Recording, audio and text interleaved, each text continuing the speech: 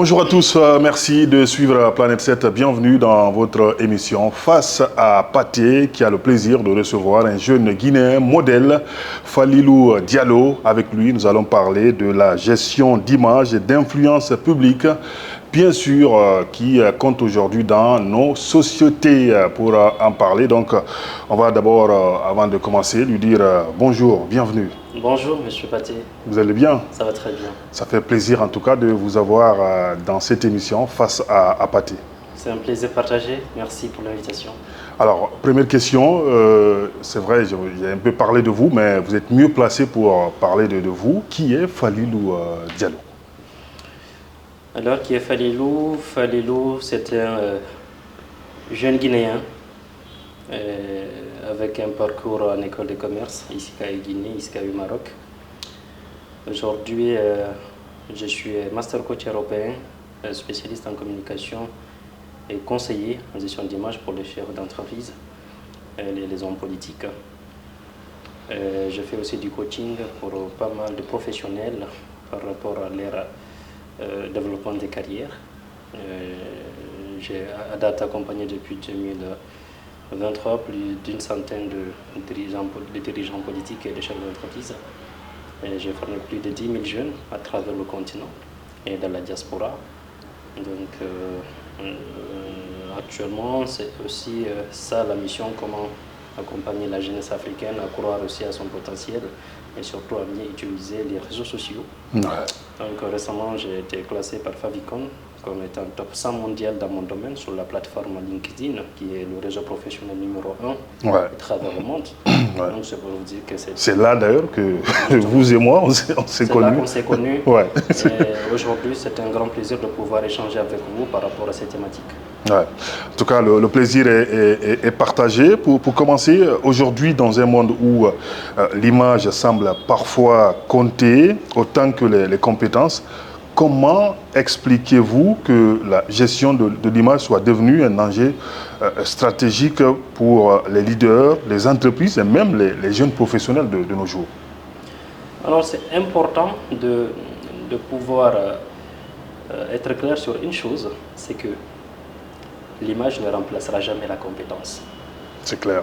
Et la compétence non plus ne peut pas faire le travail de l'image. Donc aujourd'hui, ce qu'il faut comprendre, c'est le fait que nous sommes dans une économie de l'attention. Qui dit économie de l'attention, dit le fait de faire comprendre aux gens de quoi vous êtes capable. Ouais. Peu importe ce que vous avez comme compétence, si vous ne le mettez pas sur le devant de la scène, si les gens ne sont pas au courant, ça n'aura pas d'impact et il y aura toujours moins compétent que vous qui va passer devant vous lorsqu'il y a des opportunités. Ouais. Donc, aujourd'hui, ce qu'il faut comprendre, oui, on ne commence pas par l'image, je l'ai dit toujours. Surtout aux jeunes, il faut se former, il faut avoir des compétences, il faut avoir une proposition de valeur, mais ce n'est pas suffisant. Il faut en parallèle travailler sa réputation, aujourd'hui qui est le capital le plus important, parce que si vous voulez atteindre un certain niveau, et il faut absolument avoir cette image qu'on appelle la marque professionnelle, vous pouvez l'appeler le personal branding, appeler ça comme vous voulez. Ouais. Mais il faut juste comprendre le principe, comprendre c'est quoi l'importance dans un monde aussi connecté, dans un monde où l'information va aussi vite. Ouais. C'est extrêmement important tout ce que vous nous dites là. Alors, qu'est-ce qui vous a personnellement conduit à faire de la gestion d'image et de l'influence publique votre spécialité? Alors, il y a principalement deux choses qui ont motivé ce choix. La première chose, peut-être vous allez dire que lui, il est trop conservateur ou il est trop nationaliste. C'est justement à cause de certaines images que les gens ont de l'Afrique. Ouais. L'Afrique, c'est un continent qui est victime, si vous voulez, de beaucoup de préjugés à l'international. Ouais. Il y a beaucoup de gens qui pensent que lorsqu'on dit Afrique, c'est un endroit où il n'y a que des animaux, c'est la brousse, c'est la sâche, c'est les grandes forêts. C'est les grandes forêts, on est à l'âge de la pierre taillée, si vous voulez. Donc pour moi, on est à l'ère numérique. Aujourd'hui, nous avons la possibilité d'être sur des plateformes où il y a, si vous voulez, toutes les nationalités à travers le monde. Donc ce serait dommage de passer à côté de cela et ne pas vendre une image positive de notre continent. Ouais. Donc c'était opportun pour moi d'abord de commencer par moi-même en tant que jeune qui se bat au quotidien, de pouvoir communiquer, de pouvoir attirer l'attention pour que les gens sachent que oui, on est en Afrique, mais on peut bien être, grandir en Afrique et contribuer à un monde meilleur et être parmi les voix qui vont apporter des réflexions, des propositions pertinentes pour un monde meilleur. Donc ça, c'est vraiment la première motivation. La deuxième motivation, c'est un constat selon lequel c'est qu'aujourd'hui, d'ailleurs ça n'a pas daté d'aujourd'hui, la nature a horreur du vide.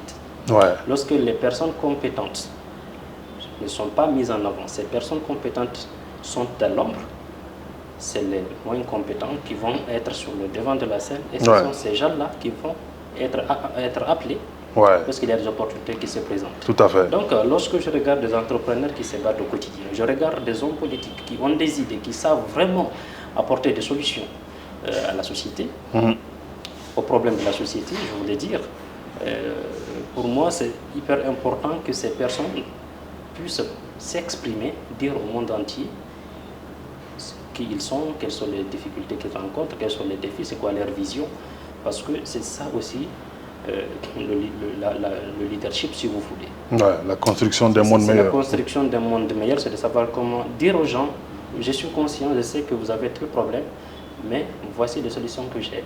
Aujourd'hui, on a dépassé le monde où il fallait juste être un technocrate, se cacher derrière un ordinateur, voilà, le matin, le soir, après on attend une promotion. Oui, vous pouvez faire ce choix.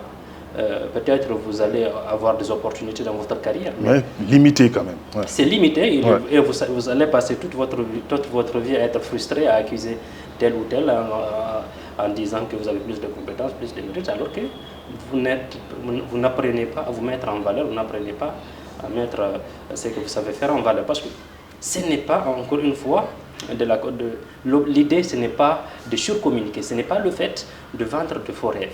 Ce n'est pas de se présenter pour quelqu'un qu'on n'est pas. Ok? Il y a beaucoup de gens qui pensent que le fait de ne pas communiquer, c'est parce que voilà, moi je suis modeste, je n'ai pas envie que les gens croient que je suis arrogant, mais ce n'est pas ça le principe. Aujourd'hui, c'est un impératif. C'est un impératif. Vous le faites parce que c'est que vous êtes en réalité. Vous n'exagérez rien, vous ne diminuez rien. Tout ce que vous devez faire, c'est d'assumer la personne que vous êtes, tout simplement. Alors, comment définissez-vous aujourd'hui votre métier, conseiller en communication, spécialiste en image ou stratège en influence? Ça fait quand même beaucoup de casquettes. C'est vrai, ça fait beaucoup de casquettes. Vous allez voir que toutes ces casquettes n'ont qu'une seule finalité, c'est l'influence. Quand je dis influence, s'il vous plaît, je ne fais pas allusion aux influenceurs. Carrément entre... Voilà. Quand je dis de l'influence, je fais surtout allusion à ces personnes qui savent amener les gens à faire des actions positives pour la société. Et voilà, des leaders d'opinion, c'est de ces gens-là que je parle. Voilà. Avec tout le respect que j'ai pour le métier de nos influenceurs, voilà, ils ont c'est carrément différent de... Ce n'est pas de leur métier que je parle.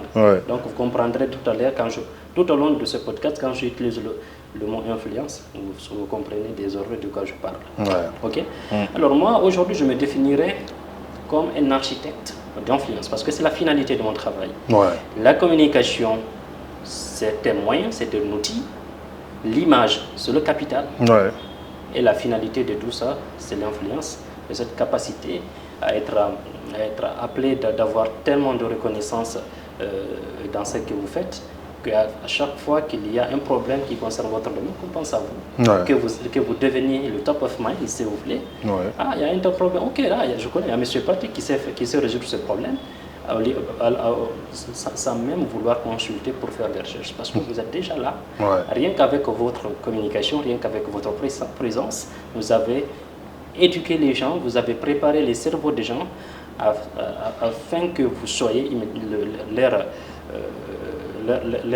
que si vous voulez, leur évidence. En fait, lorsqu'il y a un problème, la solution au problème, lorsque ça se présente.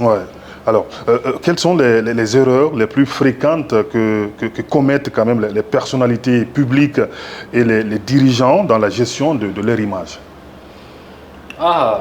Les erreurs, il y en a beaucoup. Il y en a beaucoup, je ne vous le cache pas. Voilà, moi, c'est ce que j'ai envie de dire avant de répondre. Parce que excusez-moi, il y a quand même un paradoxe. Oui. Aujourd'hui, on a tendance à voir des gens prendre en considération vos conseils, par exemple, il faut vraiment chercher à influencer. Mais après, quand c'est trop, quand c'est mal fait, c'est exagéré. Absolument. Ouais. Absolument. En fait, l'erreur, c'est de croire. Alors bon, je viens de regarder le podcast de Falilou, je pense que c'est bon, je vais mettre à communiquer. Après, tu t'y mets sans vraiment faire un travail en amont. La communication, comme je l'ai dit tout à l'heure, ce n'est qu'un moyen pour atteindre un objectif. Ce n'est pas une finalité. Tout à fait. Et si tu communiques alors que tu n'as pas fait ce travail en amont, forcément, tu vas te perdre à un moment donné. Ouais. Ok. Donc, ce que je voulais dire, il faut éviter de confondre la visibilité et la crédibilité. Il y a beaucoup de gens qui pensent tout à fait, ouais. Que vu que moi, aujourd'hui, j'ai tel nombre d'abonnés, vu que j'ai tel nombre de likes quand je publie, c'est ce qui veut dire que... Tout ce que je dis, c'est argent comptant. Je suis dans le conscient collectif, alors que c'est totalement différent. D'ailleurs, il y a beaucoup de gens qui... Récemment, j'ai eu un échange avec un responsable de ce pays. Voilà, je ne vais pas nommer le titre, mais franchement, c'est une personne qui occupe de hautes fonctions. Ouais. Il me disait, oui, écoute, moi j'ai un très bon positionnement, j'ai une très bonne présence sur les réseaux sociaux. Donc, après avoir fait le diagnostic, après avoir constaté effectivement son positionnement, je remarque que voilà, les publications de ce monsieur se résument à des images qui sont prises lors de conférences accompagnées de la musique sur TikTok surtout. Ouais. Voilà, c'est tout. On ne sait pas qu'est-ce que la personne fait en tant que métier. Ouais. On ne sait pas c'est quoi la valeur ajoutée de sa fonction. Les citoyens ne sont au courant d'absolument rien. Ouais. Et parfois, quand on regarde les profils de certains dirigeants, le sentiment qu'on a, c'est comme si, est-ce que c'est vraiment la personne, est-ce que c'est un profil professionnel, authentique, exactement, oui. Authentique, est-ce que ce n'est pas quelqu'un qui est en train de surveiller l'identité de cette personne? Tout ça, c'est parce que la présence n'y est pas. Ouais. Mais est-ce que, à ce niveau-là, est-ce que ce n'est pas l'image aussi du peuple, de la population? Bien sûr, quand vous occupez certains postes de responsabilité, vous représentez, vous incarnez une institution. Moi, ça me gênerait de voir un directeur, un ministre ou un secrétaire général avoir certains types de communication, avoir certains types de communication, alors qu'ils sont largement les moyens, ils peuvent se permettre d'avoir un service sur mesure, un service adapté. Alors, c'est d'ailleurs, si vous voulez que je bascule sur la question que vous m'avez posée, la première erreur, c'est justement le fait de confondre la communication de l'institution et la communication de la personne, parce que les deux ne sont pas pareils. Oui, il y a une complémentarité, mais ce n'est pas normal de penser que le fait de communiquer en tant qu'institution, ça veut dire que le ministre ou le responsable aussi a communiqué. Ce n'est pas pareil, il ne faut pas confondre les deux. Justement, je vais attirer votre attention parce qu'aujourd'hui, on remarque quand même, M. Diallo, des ministres, des directeurs généraux, des responsables de haut niveau, voilà, qui préfèrent prendre des gens qui n'ont aucune formation en communication, entre guillemets des influenceurs, qui les accompagnent partout. Parfois, ils sont même obligés, ils payent même des billets d'avion à l'extérieur pour envoyer ces gens-là, parce que voilà, ça crie, parce que les réseaux sociaux s'envoient des vues. Quel est votre regard par rapport à ça? Est-ce que ça peut construire vraiment quelque chose de solide? Pour moi, c'est un pari très risqué pour ces gens-là. Déjà, lorsque tu vois la communication de cette façon, ça va être très difficile pour toi de construire quelque chose de durable, quelque chose qui va être comme un héritage pour les futures générations. Et il ne faut pas penser que le fait de faire quelques jours de buzz ou le fait de contacter ces gens que vous appelez influenceurs, c'est la solution, soit pour impressionner le président de la République, si vous voulez, ou bien impressionner votre ministre. Non, ce n'est pas ça la bonne méthode. La bonne méthode, c'est d'avoir un spécialiste à la communication, parce que la communication, c'est un métier. Je le répète, la communication, c'est un métier qui s'apprend. Il faut arrêter de banaliser les choses, il faut arrêter de penser que tout le monde peut faire la communication alors qu'on n'a absolument aucune formation en la matière. Il faut un peu de respect, notamment pour les professionnels de ce domaine. Alors, dans un contexte où une information peut devenir quand même virale en quelques minutes, comment doit-on gérer efficacement une crise d'image, par exemple?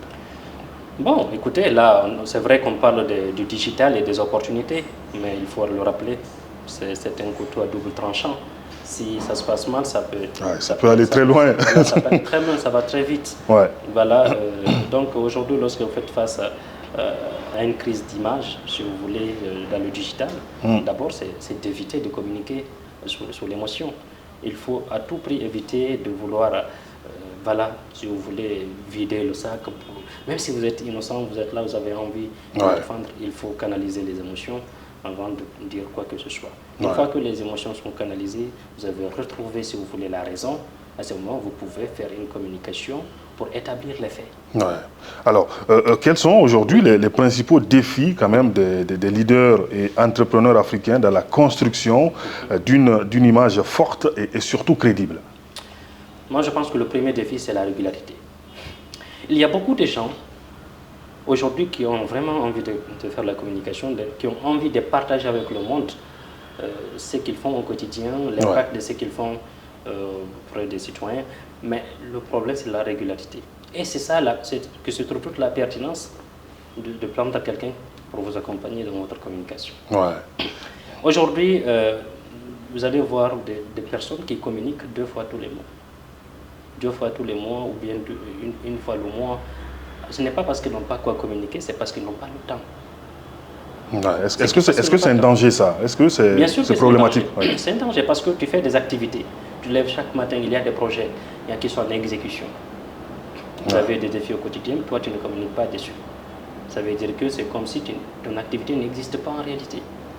Quand nous parlons de la e-réputation aujourd'hui, c'est le fait de constater tes activités à travers tes réseaux sociaux. Quand je viens aujourd'hui, je regarde le profil d'un dirigeant, je vois que la dernière publication, ça date de 3 mois ou d'1 an, si vous voulez. Le premier réflexe que j'aurais, la première question que je vais me poser, c'est est-ce que ce profil existe toujours? Est-ce que c'est un profil qui est vraiment réel? Voilà, qui appartient toujours à cette personne. Et sinon, je peux me demander, est-ce que cette personne fait des activités? Alors qu'elle fait des activités, c'est juste que nous, on ne sait pas qu'est-ce qu'elle est en train de faire. Alors, pourquoi selon vous également, LinkedIn, on va parler quand même de ce réseau très professionnel, reste-t-il encore sous-exploité par de nombreux professionnels africains malgré son potentiel? Moi, je dirais tout simplement c'est la désinformation. Vous savez, LinkedIn, c'est dans ça qu'on s'est connu d'ailleurs, je pense. Oui, exactement. Il y a beaucoup de gens qui m'appellent Monsieur LinkedIn qui pensent que je suis même actionnaire de LinkedIn tellement que j'en parle. C'est que LinkedIn, ça a été un outil qui a changé ma vie. Quand j'arrive au Maroc en 2023, je découvre le potentiel de ce réseau social. J'insiste de ce réseau social parce que c'est la même connexion que vous utilisez pour aller sur TikTok, pour aller sur Facebook que vous allez utiliser sur LinkedIn. C'est juste que là-bas, quand on y va, on y va parce qu'on a envie de construire une carrière.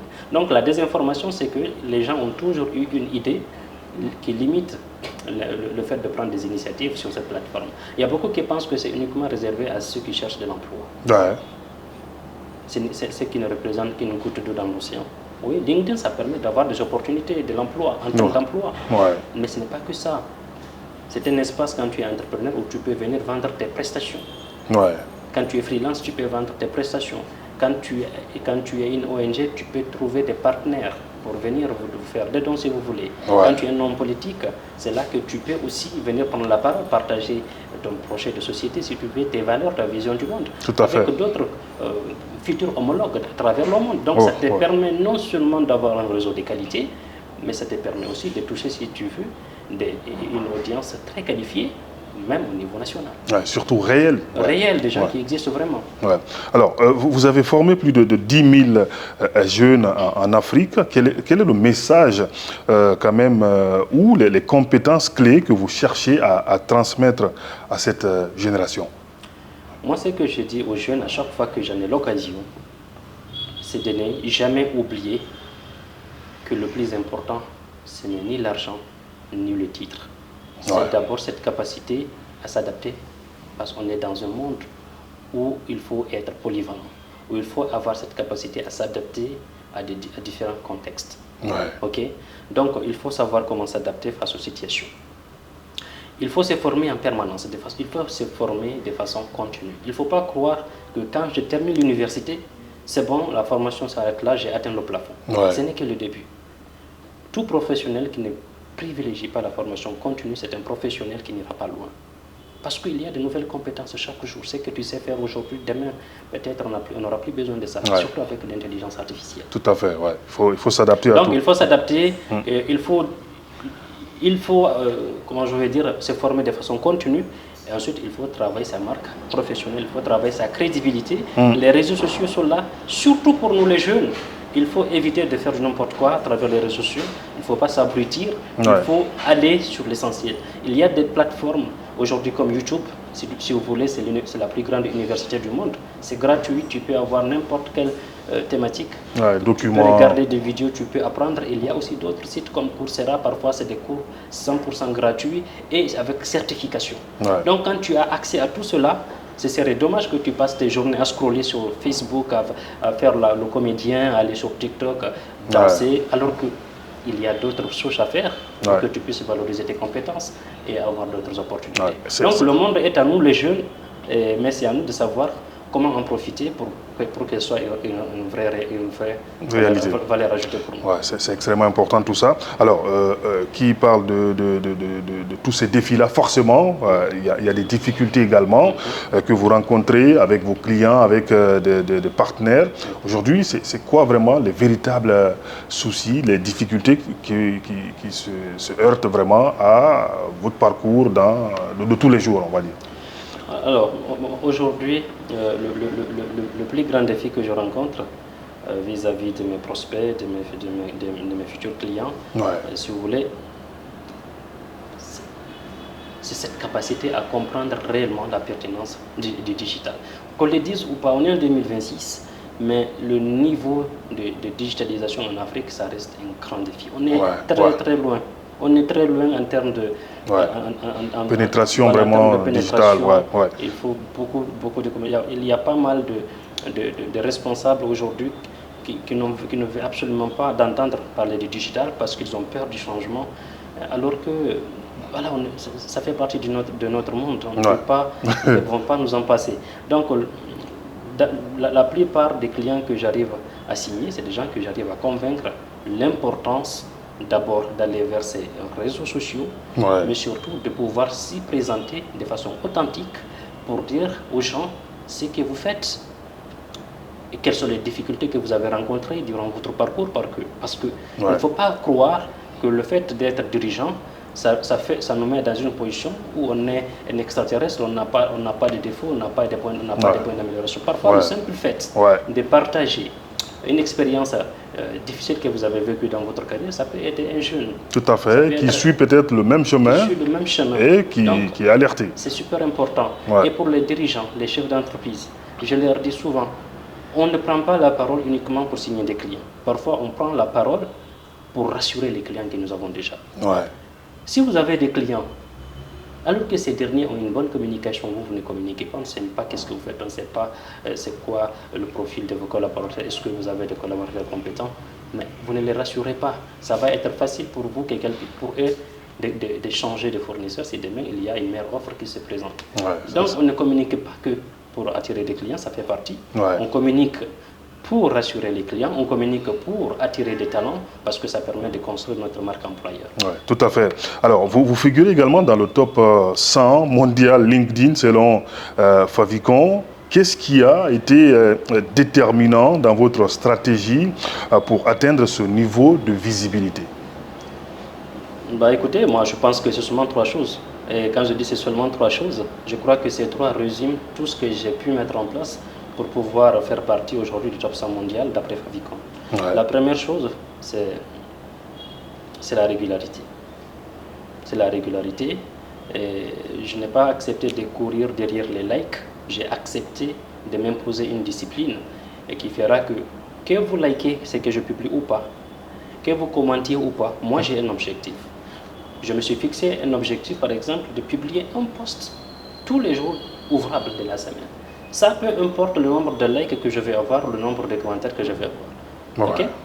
Et je me souviens quand j'ai commencé en 2023 vraiment à travailler ma présence sur LinkedIn, je publiais au minimum un post par jour, du lundi au dimanche. Il y a des jours où je publiais 2 fois. Mais aujourd'hui, avec les engagements, je ne peux pas me le permettre, mais je suis quand même sur une moyenne de 3 posts par semaine.